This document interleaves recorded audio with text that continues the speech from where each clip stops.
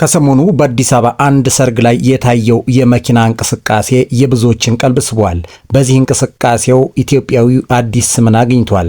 የዚህ ሰርግና መኪና እንቅስቃሴ የማህበራዊ ሚዲያ ትሬንድ እስከ መሆን ደርሷል።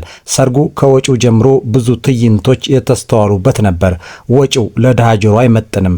ሚዜዎቹ ሰርጉን ማኔጅ ያደረጉበት መንገድ ወይ ጥበብ አስብሏቸዋል።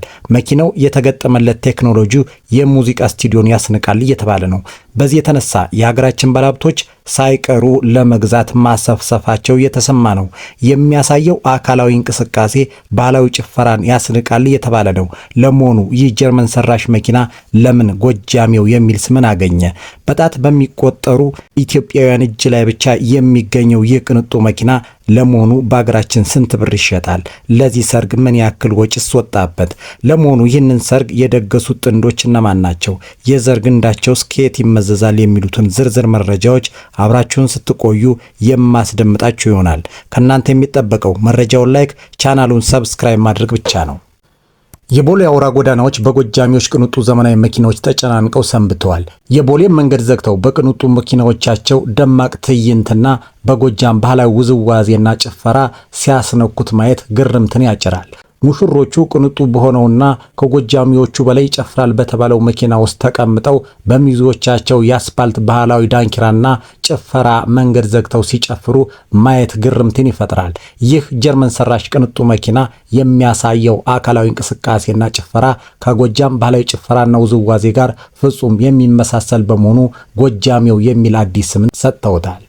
ይህ ጀርመን ሰራሽ መኪና በጥራት ተቀራራቢ በሆነው ገመችስ ጀርመን ሰራሽ መኪና ታጅቦ መንገድ ላይ እንደ አቦ ሸማኔ ከሚፈነጠሩት ሙዚዎቹ ጋር ተጣምረው ያሳዩት ትዕይንት የብዙዎችን ቀልብና ልብ የሳበ ሆኗል። የቦሌን አውራ ጎዳናዎች ዘግተው የሚጨፍሩት እነዚህ የሰርግ አድማቂ ሚዜዎች ጎጃሞች ዘነጡ በታች ሲጠበቁ በላይ ዘለቁ በሚል አዲስ የሙዚቃ ክሊፕ የሰርጉ ድምቀቶች ነበሩ። ይህ ባህላዊ ሙዚቃ የተዜመው ገራገራ ወሎ ባፈለቀችው ስዩመ ቃል መሆኑ ተነግሯል። ይህ ባህላዊ ሙዚቃ ከዚህ ቅንጡ ሰርግ በኋላ በቲክቶክ መንደር በሰፊው የተደመጠ ዘፈን እስከ መሆን ደርሷል። የሳምንቱ የቲክቶክ ትሬንድ እስከ መባል ደርሷል። የዚህ ቅንጡ ሰርግ ዘነጡ ለሚለው አዲስ ባህላዊ ሙዚቃ እንደ መልካም አጋጣሚ ሆኗል እየተባለ ነው። አዲስ ሪከርድም እንዲሰብር የራሱን አስተዋጽኦ አበርክቷል እየተባለ ነው።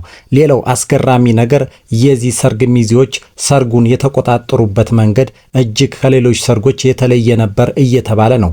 ያሳዩት የመንገድ ላይ ትዕይንት የብዙዎችን ቀልብ በእጅጉ የሳበ ነበር። የሙሽሮቹ የሚዜ አመራረጥ ምን ያክል ጥንቃቄ የተሞላበት እንደነበር ማሳየ ነው እየተባለ ነው።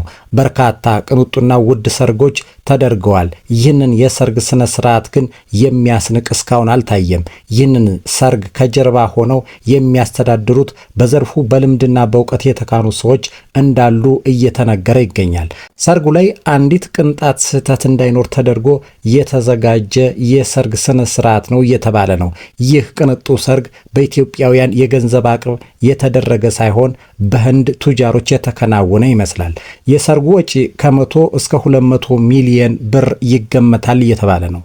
ታዲያ በዚህ ሰርግ ላይ የወጣውን ወጪ በተመለከተ አንዳንዶች ገንዘብ ለዚህ ካልሆነ ለምን ሊሆን ነው ሲሉ፣ ሌሎች ደግሞ ተገቢ አይደለም በሚል መከራከሪያ ሐሳብ አንስተዋል። 20-30 ዓመት ለፍተው ያመጡትን ገንዘብ በአንድ ጀንበር ማጥፋት ተገቢ አይደለም ሲሉ፣ ሌሎች ደግሞ ገንዘብ ለደስታ የምንጠቀምበት ዕቃ ነው ይላሉ። ታዲያ እናንተ የየትኛው ሐሳብ ደጋፊዎች ናችሁ? ሐሳባችሁን ኮሜንት መስጫ ሳጥኑ ላይ ያስቀምጡልኝ። በሰርጉ ላይ የተገኙ ሰዎችን ያለባበስ ጥራት፣ የሚያሽከረክሩት መኪናና የአዳራሽ ስፋትና የተገኙትን ሰዎች ብዛት ስንመለከት ይሄ ቀረህ የማይባልለት ጥንቅቅ ያለ ባህላዊ ሰርግ እንደሆነ እየተነገረ ነው። አብዛኞቻችን መዘነጥ ለአዲስ አበባ ልጆች ብቻ የተሰጠ ይመስለን ነበር ይላሉ።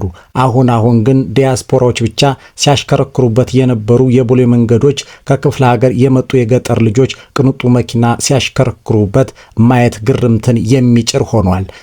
ዘነጡ የሚለው አዲስ ሙዚቃ ሁሉም ኢትዮጵያዊ በሚባል ደረጃ የጭፈራ ሚም እየሰሩበት ነው። የሚገርመው ደግሞ የዘጠናዎቹ ላዳዎች አዲሷን ጀርመን ስሪት ጨፋሪ መኪና ለማስመሰል ያደረጉት ጥረት የበርካቶችን ቀልብ ስቧል። ይህ ጀርመን ሰራሽ መርቸንዲስ ማይባክ GLS 600 መኪና ዓለም ላይ $200,000 እስከ $240,000 ዋጋ አለው። በሀገራችን ደግሞ ከ50 እስከ 60 ሚሊዮን ብር ዋጋን ቆርጧል እየተባለ ነው። ይህ ቅንጡ መኪና ከውጭ ወደ ውስጥ ምንም አይነት ብርሃን ማሳየትና ማስገባት አይችልም። የውስጥ ስሪቱ ሳውንድ ፕሩፍ የተሰራለት የሙዚቃ ስቱዲዮ ይመስላል።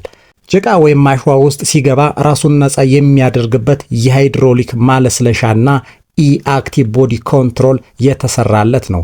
የሃይድሮሊክ ሲስተሙ ሲበራ በቆመበት ቦታ ላይ ሆኖ ወደ ላይና ወደ ታች በከፍተኛ ፍጥነት ይዘላል። መኪናው የባውን ሲስተም ሲያበራ መላ አካላቱ የጎጃም ባህላዊ ጭፈራን ያሳያል። የዚህም መኪና አካላዊ እንቅስቃሴ የተመለከቱ ሰዎች ጎጃሜው የሚል አዲስ ስምን አጎናጽፈውታል እየተባለ ነው። ሞተሩ የ550 የፈረስ ጉልበት አለው። ልክ እንደ መጀመሪያ የአውሮፕላን መቀመጫ የተሰራ የጀርባ መቀመጫዎቹ ሙሉ በሙሉ ተለጥጠው አልጋ መሆን የሚችሉ የማሳጅ አገልግሎትን የሚሰጡ ሻምፓኝና ብርጭቆ በማስቀመጫ ያላቸው ዘመናዊ ቅንጡ መኪኖች ናቸው። ይህ ጀርመን ሰራሽ መኪና ከሌሎች መርቸንዲስ ሰራሽ መኪኖች በብዙ ነገሮች ይለያል። እያንዳንዱን ጎማ በተናጠል ወደ ላይና ወደ ታች በማንቀሳቀስ ቁመቱን በፍጥነት መለዋወጥ ይችላል። አባጣ ጎርባጣና ጉድጓድ ያለባቸውን መንገዶች በማንበብ ለአሽከርካሪው ቀድሞ መልእክት እንዲደርሰው የማድረግ ቴክኖሎጂ ተገጥሞለታል። በአጠቃላይ መኪናው ይቅርህ የማይባል ዘመናዊ ቅንጡ መኪና መሆኑን የተጠቀሙት ባለሀብቶች ምስክሮች ናቸው። የዚህ መኪና ቴክኖሎጂ ደረጃ ጥራት የተሟላለት ስኩዌር ፓርት ስላስደነቀን መረጃውን በመከተብ በዚህ መንገድ አቀረብንላችሁ። ከዚህ መረጃ ጠቃሚ ነገር ካገኛችሁበት ቻናሉን ሰብስክራይብ፣ መረጃውን ላይክና ሼር በማድረግ ቤተሰብ ሁኑ እያልን ዝግጅታችንን በዚህ አበቃን።